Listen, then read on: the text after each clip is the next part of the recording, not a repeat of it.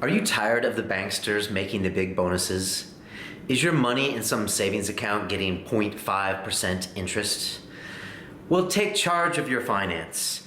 Next Thursday, Alessio Rastani, the Robin Hood of Wall Street, will be giving a free webinar at 7 p.m. British Standard Time, and he will teach you how to buy low and sell high and preserve your wealth and learn a little bit about these markets so you can take control of your life and your finance. I'll be there. If you want to sign up, click on the link below or go to leadingtrader.com/real. Do it. That's the reason we have such an enormous problem with alcohol in our society today.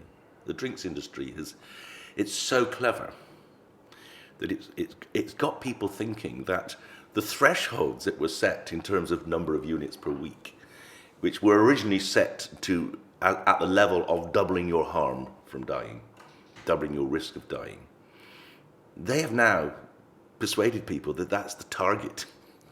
That's what you should be aspiring to drink in order to maximize the health benefits. You know, it's just one of the... So you don't believe in a glass of wine a day being beneficial? Right, so we know the evidence on that now. And the evidence is this, that for women, there's almost no amount of alcohol that's beneficial because the cancer risk goes up linearly with the consumption.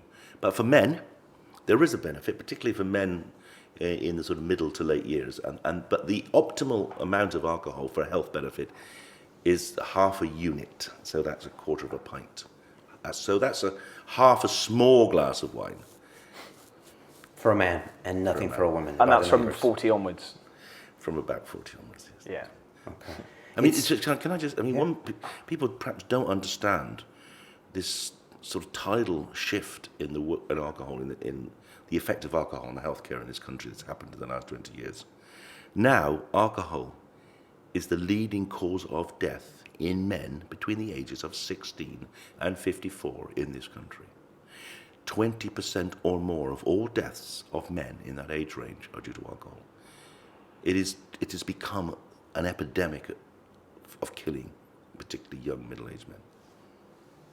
And not only in this country, I mean, places like Russia, it brings the average age of the men down to the 50s. Even worse. If you want an example, that's why people say, well, what's the evidence? You look at Russia. In Russia, you can see that life expectancy has been falling over the last 50 years as alcohol consumption has gone up. And is that through attrition, or is that through,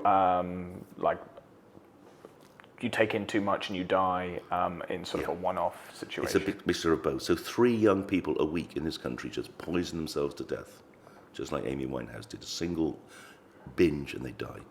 But most of the alcohol deaths are due to the chronic effects. There's not an organ system in the body that alcohol doesn't affect. And binge drinking versus social drinking every day, is there a... Yeah, that binge drinking is more likely to damage your brain, possibly your heart. Chronic drinking may damage your liver more. Okay. You mentioned Amy Winehouse, and could you just talk about her and how she died? People might be surprised to know how she died, and how you said recently that you thought that was a lost opportunity. Yes, so Amy Winehouse, obviously everyone knows her, brilliant talent. Used a lot of alcohol. I'm not sure whether she used other drugs, probably did too. However, she died from drinking too much alcohol in a binge. And the sad thing about that... And just that that's been categorically proven, it's not within doubt, that's a fact. Well, that's what the coroner said. Okay. And we got the blood alcohol level, and the blood alcohol level was 450 milligrams %. So that's 5.5 times the legal level for drinking. Okay? Now, the interesting thing about that level is that would kill a non-drinker. But she was a drinker. But the problem is that Amy had stopped drinking and had been in recovery. She'd been abstinent. She was, in some people's mind, cured. And what happens when you're in abstinence is that your brain resets itself. So that a level of alcohol consumption which wouldn't kill you when you are drinking, because you are tolerant, will then kill you, which is what happened in her case. And that could happen in a matter of weeks for her? Or even a week? It happened in about 6 weeks, I think. Okay. And the resetting of alcohol tolerance is of the order of weeks to a couple of months. And it happens with other drugs. I mean, we know that people who are abstinent from heroin are more vulnerable if they relapse because tolerance has disappeared. So a level of heroin which wouldn't kill them when they were using would kill them when they're tolerant. So this is one of the great risks of this concept of abstinence-based recovery, that you are vulnerable if you relapse. And that's part of my main research ambition at present, is to find medicines that can help people not relapse, because the dangers of relapse are so profound. But in the case of Amy, as it was such a wasted opportunity, because we should have told the world that much drinking, so about a litre of vodka, will kill a normal person. Alcohol is a toxic drug. 3 young people a week simply die of alcohol poisoning. It's scary to know you could go in and buy one of those for very cheap these days and kill yourself with it. Yeah, and that's why minimum pricing is also such a necessary change, because minimum pricing will at least add some deterrent to the need or the desire of people to go and just buy a vast amount of vodka. And according to your numbers, would that actually significantly reduce things if we up things by a few pounds? Yeah, it would. And people say, oh, well, it won't make much difference. Alcoholics always drink, but we know it's not true. We know that at the high intake end, the damage from alcohol is very, very high. Let me give you an example. So if you drink 100 units a week, it increases your likelihood of dying from an alcohol-related disorder by about 8-fold.